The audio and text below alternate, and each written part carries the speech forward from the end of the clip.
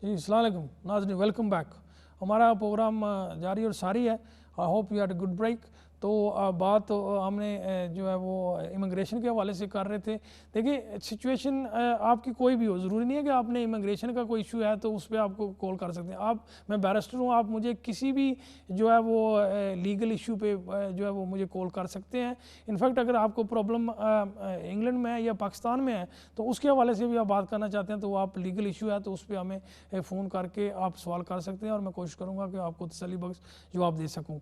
किसी किस्म का भी कोई सवाल है वो, यानी कि क्राइम के हवाले से है या प्रोबेट या विल के हवाले से है, ट्रस्ट के हवाले से है, अगर आपको कोई लैंड का इशू है पाकिस्तान में, अगर पावर अटर्नी देना चाहते हैं तो उसके क्या रूल्स और रेगुलेशन है। पावर अटर्नी पे मैं, क्योंकि आजकल बहुत सारे मैं रिसेंटली मेरे पास लोग आ रहे हैं पाकिस्तान, वो पावर अटर्नी भेजना चाहते हैं तो पावर अटर्नी का जो है ये जो, क्योंकि अगर आप ब्रिटिश हैं तो आपको पावर अटर्नी जो है यहाँ का जो ब्रिटिश फॉरेन ऑफिस है वहाँ से भी आपको टेस्ट करानी पड़ेगी। उसके लिए ऑनलाइन एप्लीकेशन है और उसकी फ़ीस भी है, वो आप करेंगे। फिर आप जो है उसको पहले तो लोकल जो सोलिसिटर होगा उससे आपको जो है वो टेस्ट करानी पड़ेगी। वो कमिश्नर ऑफ ओथ हो तो उससे टेस्ट कराएं तो बेहतर है, क्योंकि अगर वो फॉरेन ऑफिस में जाती है तो फॉरेन ऑफिस वाले जो है ना वो रोल नंबर जो होता है सोलिसिटर से, वहाँ से सोलिसिटर का बायोडाटा जो वो निकाल लेते हैं तो फिर वो आसानी से जल्दी से जो है वो टेस्ट करके जो है फॉरेन ऑफिस भी भेज देते हैं। फिर वो आप उस पावर अटर्नी को अपनी पाकिस्तानी एम्बेसी में लेकर भी जाना पड़ता है, वहाँ से फिर आप जो है वो टेस्ट करेंगे, फिर आप पाकिस्तान भेजेंगे तो तब वो लीगली जो है वो वैलिड होगी पाकिस्तान में। अदरवाइज़ वो पावर अटर्नी अगर आप डायरेक्टली पाकिस्तानी एम्बेसी से टेस्ट करा के भेज दें तो वो भी नहीं वैलिड होगी। लेकिन नो ऑफ्टन ये देखा गया कि अगर आप चले भी जाते हैं तो पाकिस्तान एम्बेसी जो है वो आपकी टेस्ट नहीं करेगी, वो आपको कहेंगे कि आप जो है वो फॉरेन ऑफिस जो ब्रिटिश है वहाँ से टेस्ट करा के लेकर आएँ। ये उन लोगों के लिए जो ब्रिटिश लोग हैं, जो लोग एक्चुअली पाकिस्तानी पासपोर्ट होल्डर है उनके लिए फ़ॉरेन ऑफिस से टेस्ट कराने की ज़रूरत नहीं है। जिनके पास इंडेफिनिट लीव और पाकिस्तानी नेशनैलिटी है उनके पास, तो वो पाकिस्तानी एम्बेसी में यहाँ से किसी सोलिसिटर से वो जो है वो इनफैक्ट सोलिसिटर या बैरिस्टर भी कर सकता है, उसमें कमिश्नर ओथ की ज़रूरत नहीं है। वो आप करा लें तो फिर आप पाकिस्तानी एम्बेसी में जाएंगे तो वो भी आपको टेस्ट कर देंगे। लेकिन आपके पास वैलिड जो है वो पाकिस्तानी पासपोर्ट होना चाहिए या पाकिस्तानी शनाख्ती कार्ड होना चाहिए, तब जाकर वो आपको वो जो है वो करके देंगे। नाज़रीन कॉलर लाइन पे है जी। अस्सलाम वालेकुम, कौन और कहाँ से? हेलो अस्सलाम वालेकुम जी वालेकुम सलाम। मेरा एक क्वेश्चन था आपसे। जी जी। पूछना ये है कि मेरा 3 ईयर का मैंने पाकिस्तान से वीज़ा लगा था, मेरा एक्सटेंड हुआ था, मतलब यहाँ पे फिर उन्होंने 2.5 साल का दिया है। देखिए वीज़ा जो है आपका स्पाउस वीज़ा लगा था? जी जी, स्पाउस वीज़ा, और इंडेफिनेट कार्ड दिया है इन्होंने। तो अभी मेरे 5 साल 4 पूरे हो मंथ गए रह आपके? गए हैं। नहीं, 4 मंथ्स रह गए हैं, अप्रैल में पूरा होगा जी जी 5 ईयर। जी। तो वो पूछना ये था कि अभी ब्रिटिश पासपोर्ट के लिए अप्लाई करना है या फिर कोई और इनका है? नहीं, आपको तो इंडेफिनिट लीव के लिए अप्लाई करना पड़ेगा ना। वो पहले जो उन्होंने आपको दिया है 3 साल का, वो तो एक्चुअली नॉर्मली 4 माह का होता है, थोड़ा एक्सटेंशन होता है नॉर्मल वीज़े से। लेकिन आपको तो सम स्ट्रेंज रीज़न उन्होंने जो है वो 3 साल का दे दिया, वो कोई उनकी एडमिनिस्ट्रेटिव जो है वो मिस्टेक होगी। लेकिन आपने यहाँ आकर 5 साल पूरे करने हैं। जब आपके 5 साल पूरे हो जाएंगे फिर आप इंडेफिनिट लीव के लिए अप्लाई कर सकते हैं। अगर ऑब्वियसली उसके ऑब्वियसली जो है वो 18,600 तनख्वाह की जो रिक्वायरमेंट है ना, वो अगर आपने पूरी की है तो तब वो अप्लाई कर सकेंगे। और इंग्लिश लैंग्वेज का जो है वो A2 वो भी आपको वो करना पड़ेगा। भी दिया था ना? जी जी, वो टेस्ट दिया था मैंने, जी जी। A2। अच्छा। और अभी दोबारा से टेस्ट पास करना पड़ेगा? नहीं, अगर वो 2 साल का, आई थिंक नॉर्मली उसकी जो वैलिडिटी टाइम होता है वो 2 साल होता है। तो आई थिंक जी, वो क्योंकि लास्ट टाइम आपने कब किया था? पहले मैंने 2.5 साल का कंप्लीट किया है ना, तो जी जी। फिर उसके बाद फिर मैंने टेस्ट दिया था। फिर उन्होंने मुझे 3 साल का दिया है, अभी वो अप्रैल में आई थिंक सो खत्म होगा। अच्छा अच्छा तो अच्छा। वो या नहीं, उस पर देखिए सम टाइम उन पे डेट भी लिखी होती है, वो जो होते हैं ना A2 उन पे डेट लिखी होती है कि ये 2 साल तक वैलिड आएंगे। अगर वो डेट है तो फिर 2 साल से ऊपर होगा जी, तो फिर डेट आपको। है ना, जी जी। डेट दी है उन्होंने 30 डेज, ये कहते 30 डेज पहले, मतलब वो आप दे दें अच्छा पेपर। अच्छा अच्छा। तो थर्ड। इनका दोबारा से अप्लाई करना पड़ेगा या ब्रिटिश के लिए, ब्रिटिश पासपोर्ट के लिए, नेशनैलिटी के नहीं लिए? नहीं, आपको इंडेफिनिट लीव के लिए अप्लाई करना पड़ेगा। ब्रिटिश जो है वो 1 साल के बाद मिलेगी। जब आपको ओके 5 साल पूरे होकर आप इंडेफिनिट लीव अप्लाई करेंगे, उसका जो है उसके ओके। उसमें जो है आपकी हेल्थ से चार्जेस नहीं होंगे, लेकिन इमिग्रेशन फीस जो है वो आपको देनी पड़ेगी। और अच्छा, इमिग्रेशन? जी और उस जब वो मिल जाएगी उसके बाद आपको जो है ना 1 साल के बाद जो है आप ब्रिटिश नेशनैलिटी के लिए अप्लाई करेंगे, फिर आपको मिलेगी। थैंक यू आपकी कॉल का। नाजरीन आई थिंक दूसरा कॉलर कोई लाइन पे है। हेलो अस्सलाम वालेकुम, कौन और कहाँ से? हेलो जी अस्सलाम वालेकुम। अस्सलाम वालेकुम सर। जी फरमाएं, हाँ आप लाइव हैं। हाँ जी, कैसे हो सर? ठीक ठाक हूँ। जी ठीक ठाक हैं, आप कैसे हैं? मैं तो ठीक हूँ सर। जी तो सर एक क्वेश्चन आपसे पूछनी थी। जी तो आप बर्मिंघम में? नहीं, मैं तो लंदन में हूँ, लंदन ईस्ट लंदन में हूँ बेसिकली, हमारा दफ्तर जो है ईस्ट लंदन में है। हाँ यस। जी तो यही फिर आपका ऑफिस का नंबर भी है, अगर फिर आपसे फॉर एग्जांपल आपसे अपॉइंटमेंट ले लें। देखो ये जो हमारा स्टूडियो है ना वो आपको हमारा नंबर दे देगा। मैं ऑनलाइन जो है लाइव पे जो है नंबर नहीं दे सकता, स्टूडियो वाले जो है वो आपको मेरा नंबर दे देंगे। हाँ सर जी, एक बात आपसे पूछनी थी। जी पूछिए पूछिए। जो हाँ ये एक फॉर एग्जांपल कैरियर पे अगर आपकी जो फ्रेंड है वो डिसेबल है, तो जो कैरियर पे आप अप्लाई कर सकते हैं वीज़े के लिए? जी कर सकते हैं। उसमें वो जो 18,600 तनख्वाह है ना उसकी रिक्वायरमेंट नहीं होगी। अगर आप कैरियर किसी की लुक आफ्टर कर रहे हैं तो आपको कैरियर अलाउंस मिल रहा है, तो फिर आपका जो 18,600 तनख्वाह जो है ना उसकी रिक्वायरमेंट नहीं है आपको होगी। आपने सिर्फ वो डॉक्यूमेंट दिखाने हैं कि आपको कैरियर अलाउंस मिल रहा है, तो वो फिर आपको वो एग्जाम्पशन हो जाएगी 18,600 तनख्वाह से। जी शुक्रिया आपके कॉल का। Next collar online. जी अस्सलाम वालेकुम, कौन और कहाँ से? हेलो हेलो जी अस्सलाम वालेकुम। जी, वालेकुम सलाम जी। मुझे आपसे एक क्वेश्चन पूछना है कि अपने बच्ची के बारे में। वो यहाँ बॉर्न हुई थी, तो उस वक्त आज से 16-17 साल पहले तो मेरे हस्बैंड ने मुझे इंडेफिनेट होने से पहले ही मुझे वो पाकिस्तान छोड़ा है। उनसे मतलब वो नहीं, फिर उसके बाद वो उन्होंने मुझे कभी यहाँ नहीं लेके आए, ना बच्ची को लेके आए। बच्ची के पास पाकिस्तानी पासपोर्ट है। अब ये मैं चाह रही हूँ कि मैं वापस यहाँ आना चाह रही हूँ, लेकिन हस्बैंड कोऑपरेटिव नहीं है, वो नहीं लाना चाहते।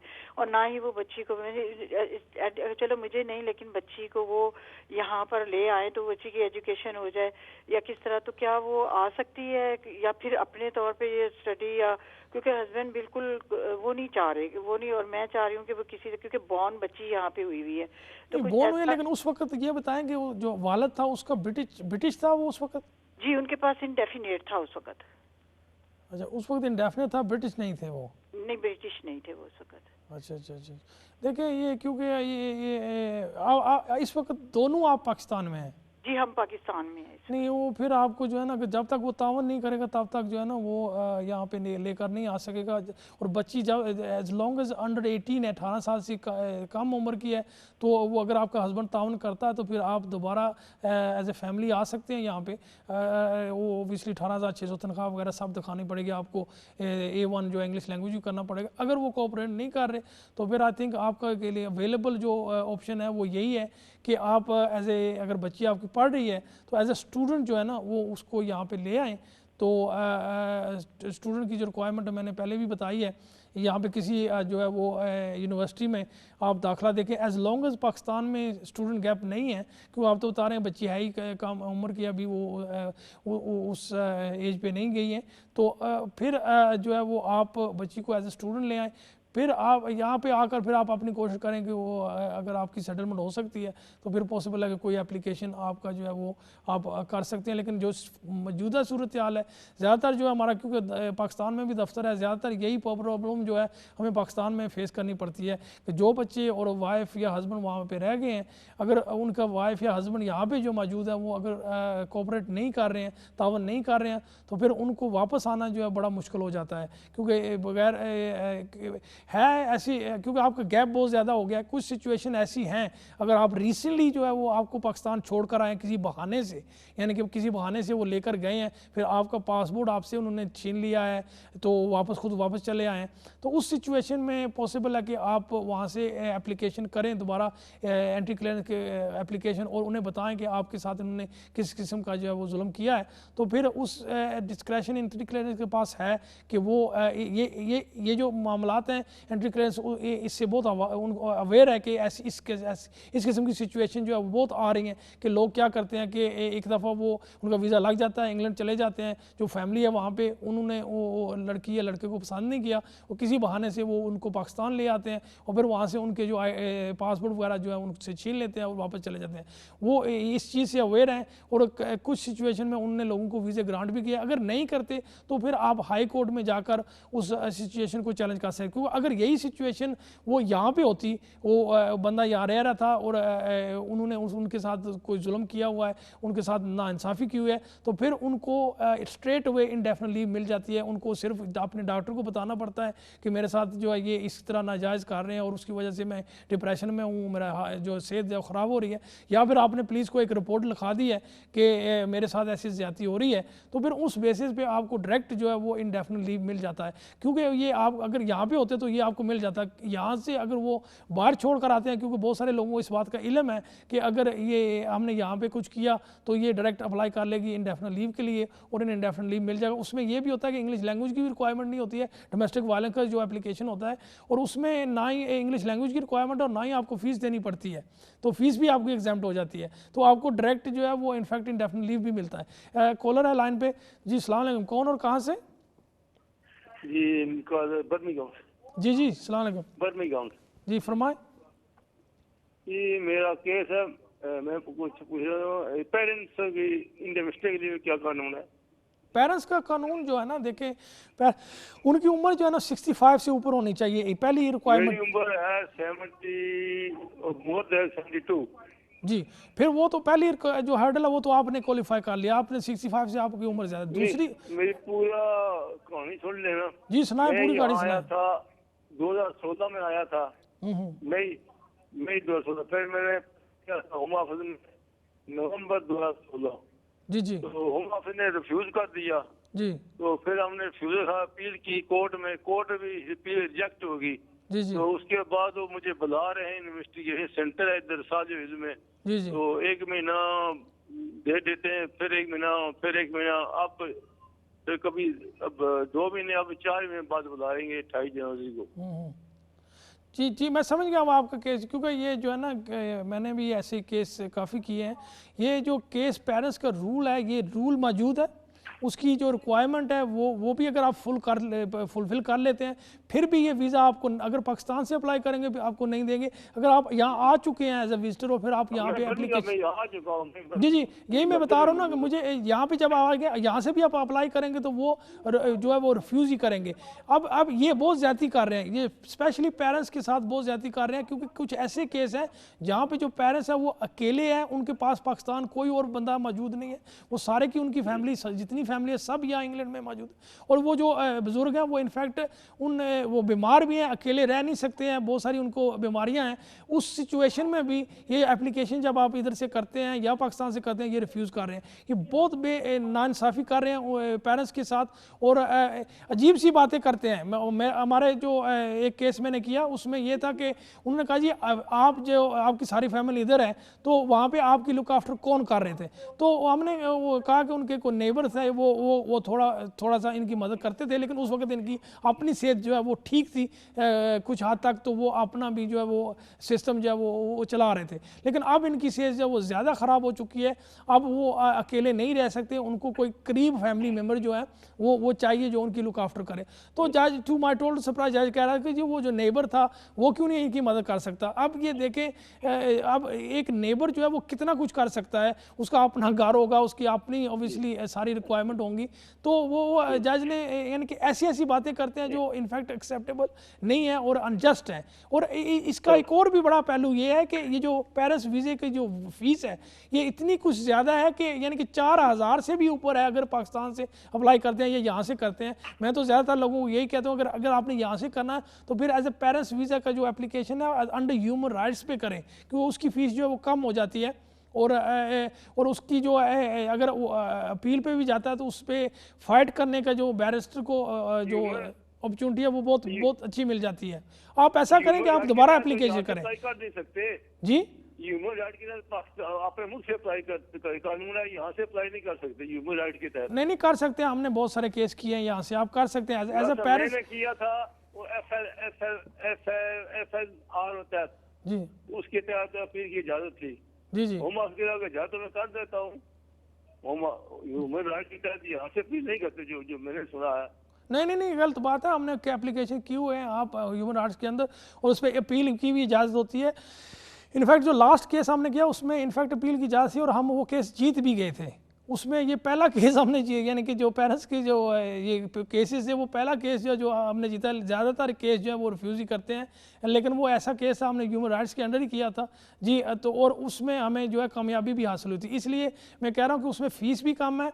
अगर आप बेहतर यही करें कि आप दोबारा अपना एप्लीकेशन जो है दोबारा डालें, या ऐसा करें कि आप दफ्तर में कॉल करें, मेरा नंबर ले लें, फिर मैं आपको जो है ना इस ये एप्लीकेशन जो है ना ह्यूमन राइट्स के अंडर आप हमसे कराएं और मैं आपको बताऊंगा कि इसका तरीकाकार क्या है। इंशाल्लाह जो है ये कामयाबी होगी।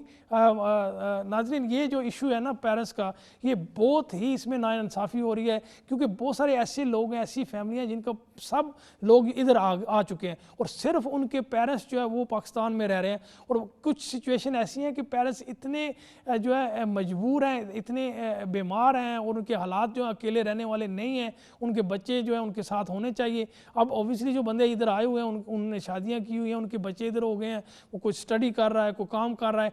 आप अगर वहाँ पे परमानेंट वापस जाकर रहने के लिए आपको बहुत सारी मुश्किल पैदा होती हैं। तो आप अपने पेरेंट्स के लिए एप्लीकेशन डालते हैं कि वो आखिरी वक्त जो उनका है वो आपके साथ गुजार सकें, तो यहाँ पे वो जो है वो वीज़ा मिलना बड़ा मुश्किल हो गया है। कॉलर लाइन पे है, फिर इसके बारे में बात करते हैं। जी अस्सलाम वालेकुम, कौन और कहाँ से? जी अस्सलाम वालेकुम। वालेकुम भाईजान, कैसे, ठीक हो? जी अल्लाह का करम है, आप कैसे हैं? अल्हम्दुलिल्लाह भाईजान। भाईजान मैं इस लंदन से बात कर रहा हूँ। जी जी मैं ये पूछा था भाईजान कि मिनिस्ट्री होगा जो इलीगल लोग जो 10-12 साल से इधर यूके में है, कोई चांसेस है? देखिए मैंने पहले भी इस पे बात की है, चांसेस हैं। चांसेस इसलिए है कि क्योंकि ये जो अब नए रूल ये लेकर आए हैं ना पॉइंट बेस्ड सिस्टम में, और ये जो स्किल वर्कर के लिए रूट लेकर आए हैं, उसमें लोग अनस्किल्ड जो लोग हैं उनके लिए इन्होंने कोई भी जो है रूल्स में नई तब्दीली नहीं लेकर आए। और मेरा अपना ज़ाती ख्याल है, क्योंकि यूरोपियन लोग तो वापस चले जाएंगे, यूरोपियन आ नहीं सकेंगे, तो जो लोग इधर पहले से सेटल हैं, जिनको 10 साल से ज़्यादा अरसा हो गया, आई थिंक ये उन लोगों को इधर एडजस्ट करेंगे लोअर स्किल लेवल की जो वर्क है ना उसमें। तो ये जो प्राइम मिनिस्टर है, इसने आने से पहले जब ये प्राइम मिनिस्टर नहीं बना था तो इसने ऐलान किया था कि मैं जब आऊँगा तो मैं ये जो है ये स्कीम लेकर आऊँगा। फिर जब ये प्राइम मिनिस्टर बन गया तो एक रिपोर्टर ने इनसे सवाल किया कि पहले तो आपने ये बात की थी, तो अब आप प्राइम मिनिस्टर हैं तो आप इसके बारे में क्या करेंगे? तो उसने कहा जी मेरे ये जो पॉलिसी थी स्कीम वाली मैं ज़रूर लाऊंगा। और उसके बाद अनफॉर्चुनेटली ये बीमारी जो है ये आ गई, और बीमारी की वजह से बहुत सारी चीज़ें हमारी जो है होल्ट हो गई। और दूसरा ये जो ब्रेक्सिट का इशू था ये यूरोपियन का, ये भी बहुत सारा लंबा चौड़ा चलता रहा। तो ये इंशाल्लाह उम्मीद है कि आएगा। नेक्स्ट कॉलर लेते हैं। जी अस्सलाम वालेकुम, कौन और कहाँ से? जी वालेकुम अस्सलाम, मैं अब्दुल्ला बोल रहा हूँ जी लंदन से। जी अब्दुल्ला, आपसे एक बात करनी थी सर कि मैं कुछ 7 साल पहले अपनी वालदा का वीज़ा अप्लाई किया था। जी विजिट वीज़ा, क्योंकि उनकी तबीयत थोड़ी सी बेहतर नहीं थी, तो साथ मेरे भाई का भी था, तो दोनों का वीज़ा अप्लाई किया। लेकिन क्लैरिकल मिस्टेक हो गई कि फॉर्म में जो उनकी पर मंथ आमदनी लिखनी थी उसमें पर ईयर आमदनी जो पर मंथ में लिखी गई। अच्छा उन्होंने ये डिसेप्शन केस में लेके उनको 420 क्या कहते हैं उसको, जज वो उसमें डाल दिया डिसेप्शन में। लेकिन वो तो 10 साल पहले की बात कर रहे हैं ना, 10 साल का वो होता था बैन। जी 10 साल बैन उन्होंने कर दिया भाई को भी और मेरी वालदा साहबा को भी। अच्छा, और अब इसको हो गए हैं तकरीबन 7-8 साल हो गए। अच्छा मैं अपील पे भी गया था, तब अपील राइट्स थे। हाँ। तो जज साहब ने भी कहा कि जी जो ग्राउंड बेसिस है कि उसमें आपके ह्यूमन राइट्स में नहीं आता आउटसाइड यूके जो है। तो हालांकि मेरा एक बेटा बीमार था, वो सिर्फ उस वजह से आ रही हूँ बिकॉज वो इस काबिल नहीं था। जी देखिए नेक्स्ट कॉलर मौजूद है, आप अपना सवाल करें। सवाल ये है कि सर मैं अब अपनी वालदा को लुक आफ्टर करने के लिए पाकिस्तान में कोई भी नहीं है। मैं कुछ देर पहले सुन रहा था आपका। जी तो मैं अपनी वालदा को किस बेस पे यहाँ पे अब लेके आ सकता हूँ? पेरेंट्स डिपेंडेंट वीजे पे या के विजिट वीजे पे? नहीं पेरेंट्स वीजे पे आप अप्लाई करें। आप जो है ना पेरेंट्स वीजे पे अप्लाई करें। अगर वो 65 से ऊपर हैं और वो बीमार हैं, अकेले नहीं रह सकते, तो फिर आप पेरेंट्स वीज़े से अप्लाई करें। लेकिन इसके लिए जो है ना आपको बहुत सारा अच्छा सा जो है ना वो बैरिस्टर या सोलिसिटर, सीनियर सोलिसिटर चाहिए जो आपके लिए ये एप्लीकेशन करके, जैसे मैंने कह रहा था कि इस एरिया में जो है वो वीज़ा बहुत कम देते हैं और बहुत उनके साथ जो है ना वो इनफैक्ट फ़ाइट करनी पड़ती है। तो बेहतर यही है कि आप अगर करना चाहते हैं तो स्टूडियो से हमारा नंबर भी ले सकते हैं, या किसी अपना लोकल कोई अच्छा सा जो वकील है उससे जो है ना वो आप उसके पास जाएं और उससे आप असिस्टेंस जो है वो लें। अगर हमारा नंबर लेना तो स्टूडियो में दोबारा कॉल कर लें। जी शुक्रिया। नेक्स्ट कॉलर जी, कौन और कहाँ से? अस्सलाम वालेकुम। जी वालेकुम। जी मेरा क्वेश्चन पूछना था, एक आपने बात कर रहे हैं। जी जी करें सवाल। जी मैं पूछना था, 3-4 महीने हो गए मेरे हस्बैंड को केस जमा हुए लेकिन अभी तक नहीं निकला हुआ, तो आपको मुझे कुछ आइडिया है कब तक होगा, बता सकते हैं? केस जमा कराया हुआ है आपने? जी हाँ मैंने किया है लेकिन अभी तक निकला नहीं है। कहाँ से किया, इधर से किया है या बाहर से किया है? इधर से किया है। यानी ये आपका हस्बैंड बाहर से आ रहे हैं या ऑलरेडी इंग्लैंड में है? नहीं, पाकिस्तान से है, पाकिस्तान से आ रहे हैं। तो एप्लीकेशन किया हुआ कितना अरसा हो गया है? 4 महीने। अच्छा 4 महीने तो एक्चुअली थोड़ा ज़्यादा टाइम लगा दिया है आज। कुछ आइडिया है कब तक उसका होगा, कब तक निकलेगा कुछ? अच्छा नहीं, आजकल तो एक्चुअली 3 माह तक जो है ना वो रिजल्ट आ रहे हैं जो पाकिस्तान से केस जमा हो रहे हैं। उसमें मेन इशू तो ये अपॉइंटमेंट वाला है, वो है जब केस जमा हो जाता है तो फिर आपको अपॉइंटमेंट मिलना टाइम लगता था, लेकिन जब केस जमा हो जाता है तो फिर वो इनफैक्ट 3 माह के अंदर अंदर मोस्टली फैसले आ रहे हैं। आपका केस मुझे नहीं पता उसमें क्या उनको पेपर वर्क सारा आपने किसी वकील से चेक करा के जमा कराया था? जी जी वो भी कराया था। और वकील ने ही एप्लीकेशन किया था? सॉरी, एप्लीकेशन भी वकील ने किया था किसी ने? जी एप्लीकेशन आपके वकील ने सारा किया, सिर्फ मैंने पूछना है, मतलब 3 महीने से ज़्यादा हो गया तो अभी तक नहीं निकला। देखिए आप इंतज़ार कर लें, या अपना जो वकील है उससे आप एक लेटर लिखा लें कि अपने केस का प्रोग्रेस के बारे में पता करें कि इतना टाइम क्यों लगा रहे हैं। ज़्यादातर जो है ना वो तकरीबन 3 माह के अंदर अंदर फैसले आ रहे हैं। चलो मैं अपने वकील से को बात करेगा। जी शुक्रिया आपके कॉल का। नाजरीन ये एक और बात है जो मैं आपको बताना चाहता था, इस कॉलर की वजह से मुझे याद आ गई। जो लोग इस वक्त एप्लीकेशन कर रहे हैं उनको बाहर से जो अपॉइंटमेंट है ना यानी कि केस जमा कराने की, वो बहुत बड़ी मुश्किल से मिल रही है। और मुझे कुछ लोगों ने कॉल की है कि जी कॉल ले लेते हैं, फिर मैं इस बात को जारी और सारी रखूँगा। जी अस्सलाम वालेकुम, कौन और कहाँ से? जी अस्सलाम वालेकुम। जी वालेकुम। जी सर मैं हमाद बात कर रहा हूँ मैनचेस्टर से। जी जी हमाद। अच्छा सर मेरा क्वेश्चन सेटल स्टेटस के हवाले से है। अगर किसी के पास सेटल स्टेटस अवेलेबल है और मिल गया है उसको और वो यूके छोड़ के चला जाता है, उसमें लिखा हुआ है आजकल के 5 साल तक वो वापस आ सकता है, 5 साल तक वैलिड रहेगा। मतलब 5 साल के दिन जो टाइम है उसमें अगर वो एक दिन भी आता है, 1 हफ्ते के लिए आता है और फिर चला जाता है, तो वो 5 साल उसके दोबारा रिन्यू हो जाएंगे सेटल स्टेटस से? किस तरीके से होम ऑफिस बाद में उसको ट्रैक करेंगे कि ये 5 साल इसके कब से शुरू हो रहे हैं, कब खत्म हो रहे हैं? देखिए सेटल स्टेटस का मतलब है कि आप इनफैक्ट इस मुल्क में रह रहे हैं 5 साल, उसके बाद आपको जो है इंडेफिनिट लीव मिलेगा। उसमें सिर्फ आप जो है ना ज़्यादातर 6 माह बाहर रह सकते हैं। 6 माह बाहर रहेंगे तो उससे ज़्यादा रहेंगे तो फिर आपका जो है ना वो आपके लिए कॉम्प्लिकेशन पैदा। ये होम ऑफिस की वेबसाइट पे लिखा हुआ है कि अगर आपके पास सेटल स्टेटस मिल गया है 10 साल स्पेंड करने के बाद, तो आपको वो इंडेफिनिट लीव है, वो तो आप 5 साल तक भी अगर बाहर रहें। नहीं 5 साल नहीं है भाई, इंडेफिनिट लीव आपके पास है तो 2 साल का अरसा होता है, 5 साल का नहीं है। अगर आपको इंडेफिनिट लीव मिल गया है और आप इंडेफिनिट लीव के बाद पाकिस्तान या किसी और मुल्क में जाते हैं, 2 साल का अरसा आप बाहर रह सकते हैं। 2 साल से ज़्यादा रहेंगे तो फिर वो वीज़ा आपका ख़त्म हो जाएगा। जी नाजरीन हमारा शुक्रिया आपकी कॉल का। हमारा जो है वो प्रोग्राम जो है वो इख्तिताम को पहुँच चुका है, तो इंशाल्लाह फिर मुलाकात होगी नेक्स्ट सैटरडे 6 से लेकर 7 बजे तक। अपना और अपने दोस्तों का, रिश्तेदारों का ख़ास ख्याल रखें। अल्लाह निगहबान।